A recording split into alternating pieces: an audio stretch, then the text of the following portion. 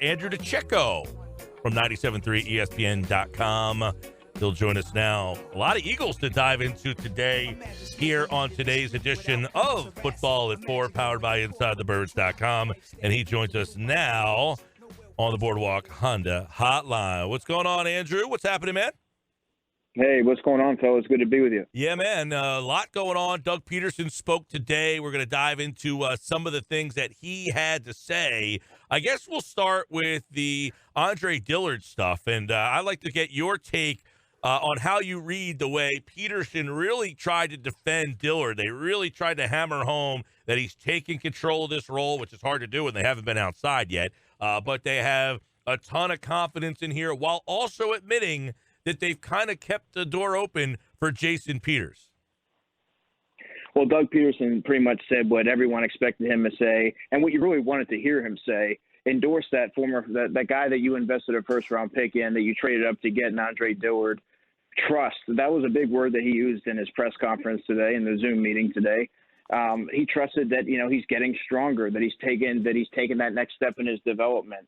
And moving forward, there should be no question that he's their left tackle of the future. Now, what you may see is JP is on that emergency list, where if they see that for some reason Dillard's not where they expected him to be in his progression late in the summer, well, maybe they give him a call, similarly to what they could do with Josh McCown as well. Right, so that's the way you're kind of reading this, is like, hey, Dillard's the guy. We have a ton of confidence in him, being our left tackle. He must have said a ton of confidence on one, two, at least three different occasions in the one comment that he was drafted to be our left tackle. But that Jason, it almost seems like they have kind of a wink-wink deal with Jason Peters, like, don't go sign it with another team, because if we need you, we'll call you. And then if we don't call you, someone will inevitably be needing a left tackle, so you'll be fine. Yeah, that's one of the messages that he really conveyed today, was the confidence that he has in Andre Dillard, and rightfully so. I mean, they obviously thought enough of Andre to take him where they did, and to be aggressive in getting him. And they got to see him, kind of progress throughout last season and really develop as a player. And he flashed in his limited opportunities, and then you look and see. You kind of take what he's learned and see if he can carry that over into next season and be that guy who they drafted him to be. Is it fair to question what Doug Pederson says based off of his past? Like, I don't know if I truly believe what he says, because I just date it back to the whole Mike Groh debacle. Well, you can. I mean, you certainly have reason to think that, Hunter. But basically, I go off of what is he showing in me? Not necessarily what he says, but what is he showing me? And right now, obviously with no workouts or anything, he's sticking with Andre Dillard. If they were ready to press the panic button, they certainly would have reached out to JP now, rather than risk losing him potentially to another team. So I'm kind of going off of what he's showing me, and those are the actions that he is confident in Andre moving forward. Yeah, and we talked a little bit about this last week, but it seems like it continues to kind of, come back with the Peters stuff. But did Doug Pederson do enough for you, Andrew, today? Because Adam was on Thursday, and he said he didn't think that Peters would be back, but that also nobody inside the organization will come out and say that. Like, essentially, and what Adam said was, quote, there really is some concerns about him, meaning Dillard. He said, trust me when I say this. You can take it to the bank and cash the check. If they didn't have concerns about Andre Dillard, Jason Peters isn't being considered to come back. I don't care what anyone else says. That's the truth. So that's what Adam said on Thursday. Did Pederson do enough today to diffuse thought in your mind? Well, I agree first and foremost with what Adam said about, you're not even hearing Jason Peters' name mentioned if they're all in 100% sold on Andre Dillard. But he did do enough today. He did, I feel like, say he was very convincing in standing behind the man that he drafted to be, to protect Carson Wentz's blind side. And that's really as good as an answer as you're going to get from Doug Pederson as far as putting that stamp of approval on Andre Dillard. This is our guy. They're going to keep that door open for Jason Peters, but I would have to think it would have to be a catastrophic breakdown in Andre Dillard this summer, something that they're just flat out not seeing. He didn't get stronger. He didn't take the offseason program seriously or something to that effect for them to even reach out to Jason Peters. Obviously, Andre Dillard is a rookie, and there will be growing pains, and he's not just going to hop into the NFL and be this fantastic left tackle right from the start. But, what do you think they are questioning the most out of Dillard, that they are being skeptical to at least have Jason Peters on the side waiting? Well, for me, I think they're questioning his strength and his physicality and possibly mental toughness. You get a lot thrown at you as an NFL player, certainly as a rookie. And sometimes, that can be different players handle it differently, right? So I think that, with Andre, they may have seen, the way that he handled it. You saw him, getting that training camp fight last off season. And he needed to get stronger. Like that was one of the things that I noticed. I took away most from watching him on film last draft when I was reviewing offensive linemen. He really needed to get stronger. The athleticism is there. He moves extremely well. He's very fluid mover, but he needs to get stronger and in order to be able to hold up against some of these pass rushers that he'll be facing. All right, Andrew DiCecco, Football at 4, powered by InsideTheBirds.com. So obviously they think Dillard's going to be the guy for at least now. Peters' his own speed dial if they need him. Another kind of, I don't want to say battle, but a storyline, if you will, is the backup quarterback job. And today they kind of talked about the fact that there is no mini camps and all that kind of stuff. So having Nate Sudfeld there seemingly is kind of like a warm blanket at this point, because it seems like having that veteran who knows the system is going to be a separator for potentially that backup quarterback job. Yeah, I mean, this will be Nate's 4th season in Philadelphia. He really has. I mean, if you really think about it, last offseason, before he got that injury in the preseason, there wasn't really there was no question that he was going to be the number 2.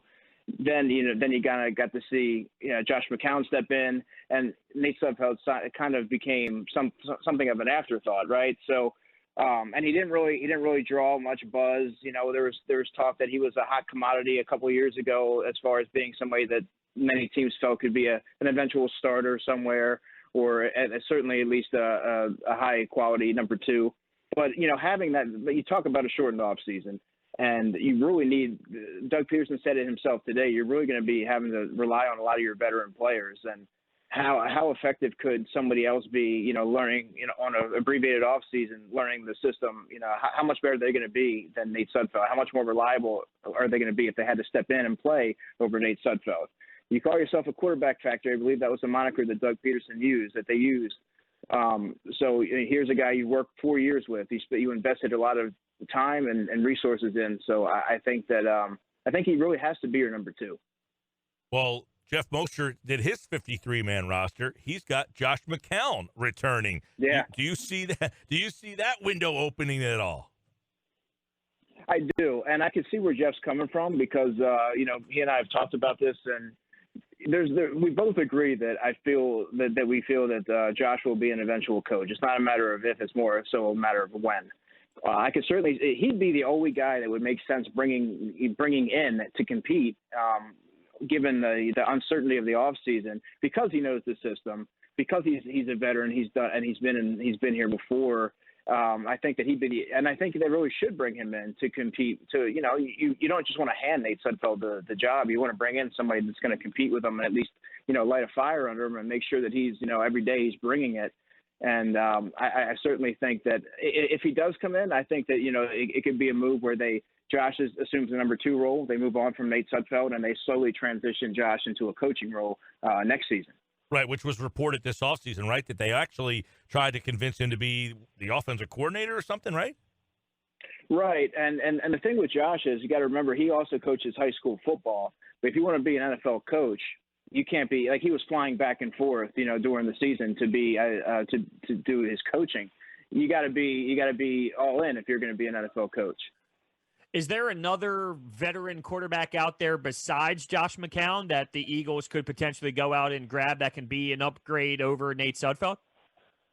Well, a veteran quarterback that's always stuck out to me, Hunter, is Matt Moore. He's always he's a little bit older now, but every opportunity that he's played in, whether it was Carolina, whether it was in Miami, or whether it was with the Chiefs, whenever he stepped in, he's always risen to the occasion. The moment is never too big for him, and he's played in multiple systems.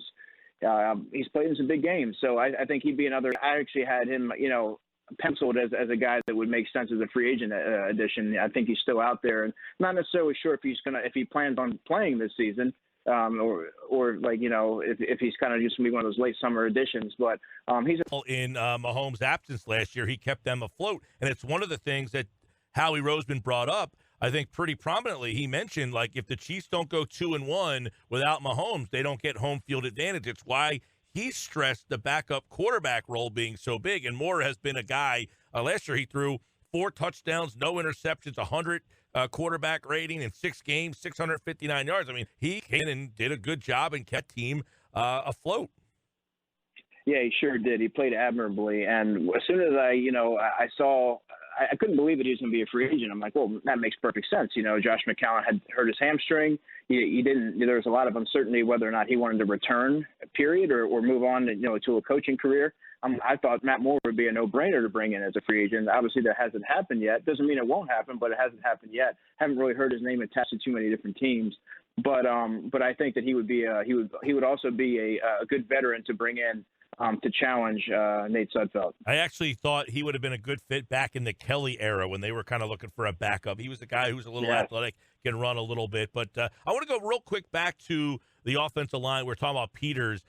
Prince Tengo Wanongo, he signed a 4-year contract today, and he's a guy that a lot of people have a lot of expectations for. And the 4th round, a 4-year contract, that's just kind of, pretty standard. But since he did sign today, I'm interested, is he a guy that you think is an underrated pick by this team that has a shot to maybe be that? Is he battling, say, Jordan Mailata? Does he make the team automatically because he was a draft pick, or is he a long shot? How do you see him who just signed that 4-year deal today?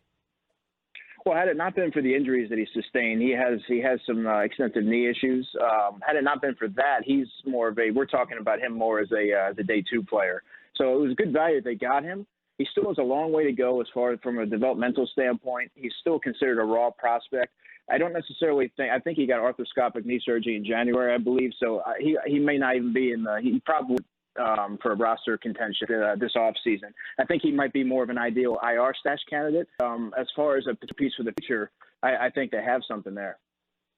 One of the things that Doug Pederson stood out to me the most was he admitted that we won't see many the naked eye when it comes to this offense. There'll be some subtle tweaks to things like protection, play action, and on the way that he said you won't see many changes to the naked eye. Right, and the changes that we're going to see are going to be subtle. He alluded to screens and formations that we're going to see more of a subtle change in, and if you really look at it, sans a few different pieces that they have, he also mentioned, he goes, listen, this is more or less the same offense that we won a Super Bowl with. That's somewhat true, but you have Dallas Goedert, you have Deshaun Jackson, who's one of the premier deep threats in the NFL. So the offense is a little bit more upgraded. But he kind of downplayed any kind of new revamp in the row that people may have been expecting. I still think we're going to see we'll see some new wrinkles. I think I don't expect him to come right out and say, yeah, we're going to do this, and this differently. But yeah, I think more or less it's going to be somewhat similar. Andrew DiCecco, Football at 4, powered by InsideTheBirds.com. You can read more of Andrew's stuff at 97.3ESPN.com. He'll have your Eagles coverage all season long. I want to get into an article ESPN.com wrote regarding underrated moves of the offseason. And it was weird because they put 2 moves here that the Eagles did as underrated. I'm talking about the most underrated move of the entire offseason. Field Yates writing that Nickel Roby-Coleman and Will Parks was the most underrated move of the entire offseason, adding those 2 guys. How do you see those 2 guys, their role, and do you look at it the same as they're not getting enough attention, the Eagles, that is, for adding these 2 pieces to their secondary?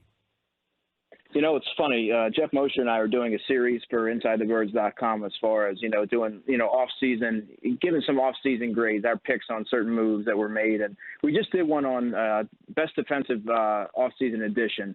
And I picked Javon Hargrave, but I got to tell you, I was kind of mulling over possibly taking Nickel Roby-Coleman. That tells you a little bit of what I think of the move. I've always liked him. We're talking about one of the premier nickel corners in the game. He's only about 5'8", but he's a tough, instinctive player, has a nose for the football. I think he actually even has 5 sacks. So you don't normally see corners that have that kind of production as far as bringing down quarterbacks. But he has 5 sacks, 6 interceptions. He's always around the ball. And his kind of what I saw from watching film is like he plays a lot bigger than what he is, and his energy tends to radiate throughout the entire secondary. Looking at Will Parks, I would say, first of all, I was on a Denver radio station in March, and they were so effusive in their praise for Will Parks. They said, Philadelphia got a tremendous player, great person. He should come in right away and provide value. He played corner, safety. He can play in the box. He can do a multitude of things on defense. And more importantly, like, he just loves to be here. If you see him on Twitter, he's very active. He's interacting with fans. And I think that he has a chance to start in Philadelphia, and he can bring all these different tools to the table. And I think that he'll be a player to watch in that safety battle. It's interesting that you brought up him starting, because after Rodney McLeod, I was thinking, is that Jalen Mills' spot to lose? Is that Will Parks' spot to lose? Like, who would you give the edge to right now on this date between Will Parks and Jalen Mills on the other side of McLeod? It's tough. You might see somewhat of a platoon situation. There's always that option because Jalen Mills is transitioning from, corner to safety. I don't know how versed he is in the technique or anything like that. And then you got Will Parks, who hasn't had an offseason to really learn the playbook and be out there. You get the mental side from doing the virtual coaching, but it's a whole lot different, obviously, being out there on the practice field. So, but based on let's say training camp starts on time, like we're all hoping, I think that Will Parks, having been that player that has really flashed, he hasn't played a ton, but he's flashed in sub packages and he has all these different intangibles. I think that, and he's very versatile. He's got the range. I think that he could be a guy that could actually be the starter. And I think Jalen Mills will play that third safety role more so, like maybe upwards of 50% of the snaps. Yeah, it's interesting because you throw Kayvon Wallace, the rookie, in there too. People were very intrigued by his potential. I know that Brian Dawkins was on the Inside the Birds podcast, and he was talking about a guy who is very versatile. And he compared him to a Malcolm Jenkins, saying he can guard in the slot, he can move all over the field. I don't know that Eagle fans were quite that, didn't know that he was quite that versatile. Yeah, and that's another player, Kayvon Wallace, that I anticipate kind of really, picking up some steam midway through the season. Once he gets his legs under him, he really gets he kind of gets some tread on his tires as far as, get some NFL experience. I think he'll be a player that can factor into the starting equation. I think he could, that second half of the season can be a starter there.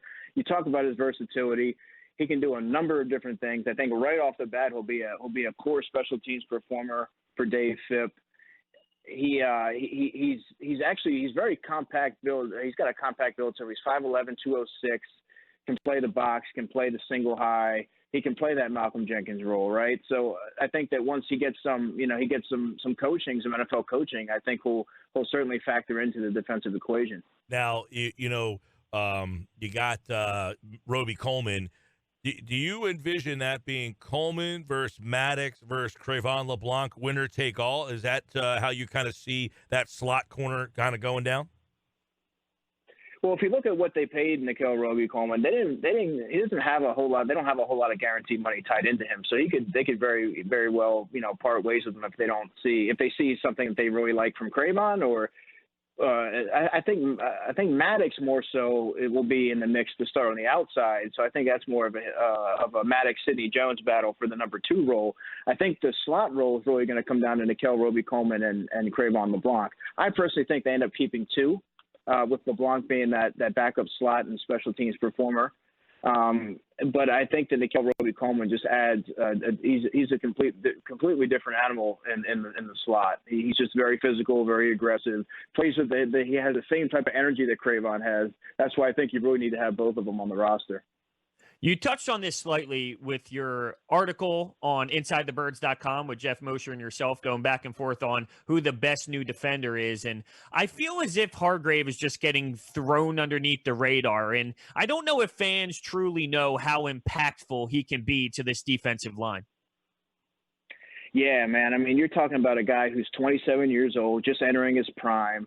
He's going to be he's a 3-down defensive lineman. He should thrive as a one-gap penetrator in Jim Schwartz's defense. Fletcher Cox has lacked that second option, that consistent, player opposite him. You look at Tim Jernigan, they wanted him to be the guy. He suffered from injuries. Malik Jackson didn't work out.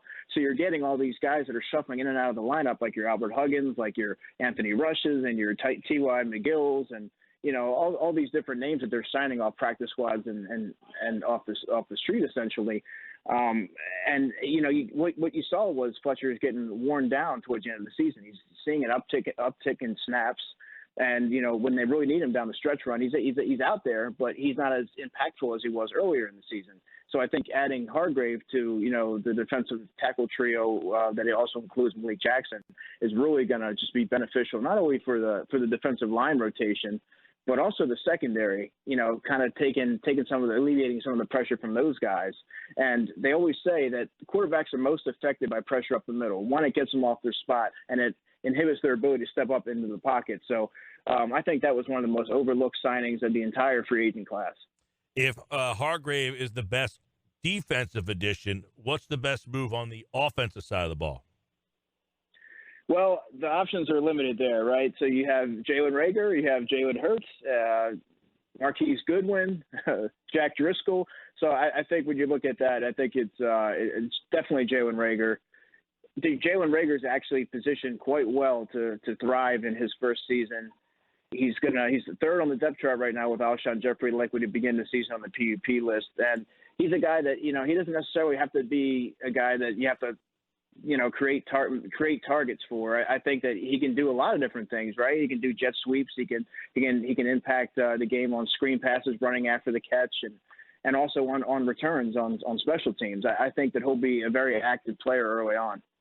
Andrew DiCecco, of course, for Football at 4 here, powered by InsideTheBirds.com. You can read more from Andrew on our website, 973ESPN.com. He will be all over the Eagles beat this season. And, of course, right here during Football at 4 every Tuesday and Friday, you will hear from Andrew. Tomorrow, Jeff Mosher's back. We will take a look at his 53-man roster on the defensive side of the ball. We'll also get his best offensive addition and his best defensive edition. You can check out more from Andrew, Jeff, and Adam Kaplan at InsideTheBirds.com. And, of course, Andrew, like all guests, appeared via the Boardwalk Honda hotline. All right, Andrew, we'll talk to you Friday, man. You bet. Take care. A DiCecco NFL. Follow him on Twitter. That's ADICECCO NFL. A DiCecco, Andrew DiCecco on the Sports Bash here on 97.3 ESPN.